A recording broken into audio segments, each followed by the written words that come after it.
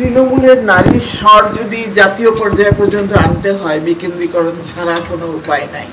একমাত্র বিকেন্দ্রীকরণই সেই পরিসরটা তৈরি করতে পারে যে নারীর স্বরও এবং নারীর আকাঙ্ক্ষা, নারীর বঞ্চনার কথা, নারীর স্বপ্নের কথা যদি জনপরিসরে আনতে হয়, সেটা কিন্তু এই বিকেন্দ্রীকরণের মধ্যে দিয়েই সবচেয়ে বেশি সম্ভব।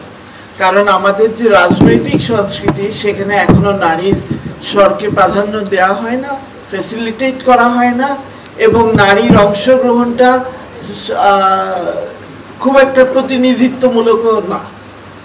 এবং আমরা আরেকটা বিষয় নিয়ে বলেছি, সেটা হলো আমরা কি ধরনের রাষ্ট্র চাই। আমরা নাগরিক রাষ্ট্র চাই, আমরা জাতি রাষ্ট্রের পক্ষে না। দ্বিতীয়ত আমরা মানবিক রাষ্ট্র চাই।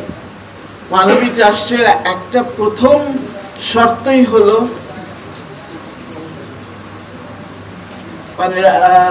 শর্তই হলো মৃত্যুদণ্ডের বিলুপ্তি, এবং সেটা আমরা পরিষ্কারভাবে বলেছি। এটা নিয়ে অনেকে আমাদেরকে বলেছে এটা সরাসরি বলতে যাচ্ছ কেন, কেউ তো বলে না।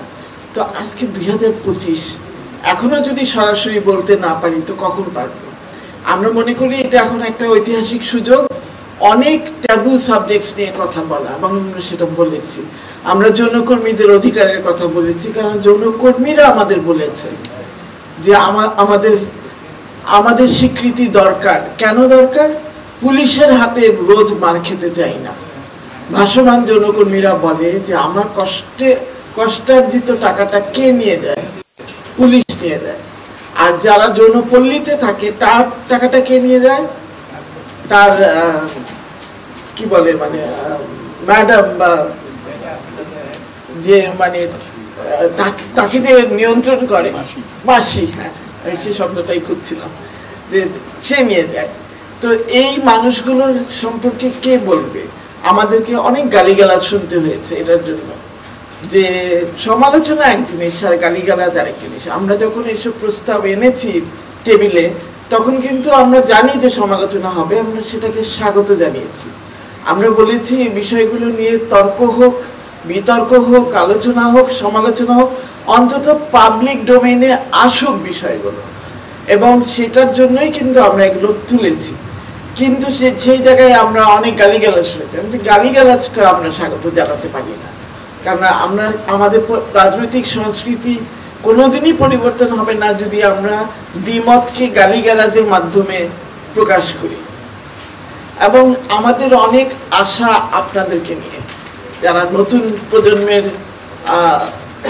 মানুষ, যারা নাকি একটা নতুন দল তৈরি করেছে, তাদেরকে নিয়ে। কিন্তু আমরা কিছুটা এখনই ডিসঅ্যাপয়েন্টেড যে তাদের কাছ থেকে হয়তো আমরা বেশি আশা করে ফেলেছি, জানি না, কিন্তু আমরা কিছুটা ডিসঅ্যাপয়েন্টেড যে তাদের কাছ থেকে যে ধরনের সাহসী ভূমিকা এবং যে ধরনের সাহসী বক্তব্য আশা করেছি, এবং মনে করেছি তারা অন্তত যেসব বিষয়ে মানুষ এড়িয়ে গেছে 53 বছর, সেগুলো তারা সামনে আনতে পারবে। কিন্তু সেটা হয়তো আরো সময় লাগবে, আসবে। এত তাড়াতাড়ি ডিসঅ্যাপয়েন্টেড আমাদেরও হয়তো হওয়া উচিত না, কিন্তু হয়েছে ডিসঅ্যাপয়েন্টেড। কারণ আমরা দেখছি যে এখনকার প্রজন্ম আমাদের চেয়েও বেশি গুণে রক্ষণশীল, এটা আমরা আশা করিনি।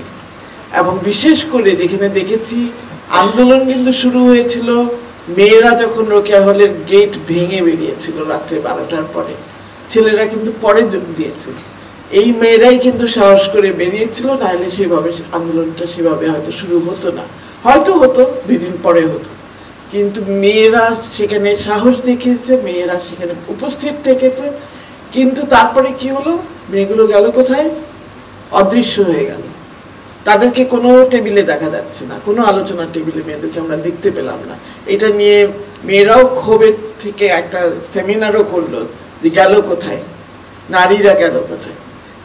তো এখন আবার একটু একটু করে দেখছি, এটা আমি নাহিদকে সরাসরি বলেছি যে এটা ঠিক হচ্ছে না, নারীরা কোথায়, তোমাদের থেকে আমরা ভিন্ন আশা করি। তো এই জিনিসগুলো নিয়ে মানে তর্ক চলবে, বিতর্ক চলবে, আলোচনা চলবে, সমালোচনা চলবে, এবং এটা চলাটাই দরকার। এখনই সময় সেই বিতর্কগুলোর।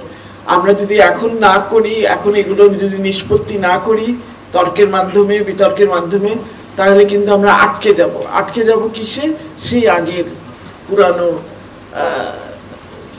কি বলবো, পুরানো ফ্রেমওয়ার্কে, পুরানো আলোচনার ফ্রেমওয়ার্কে।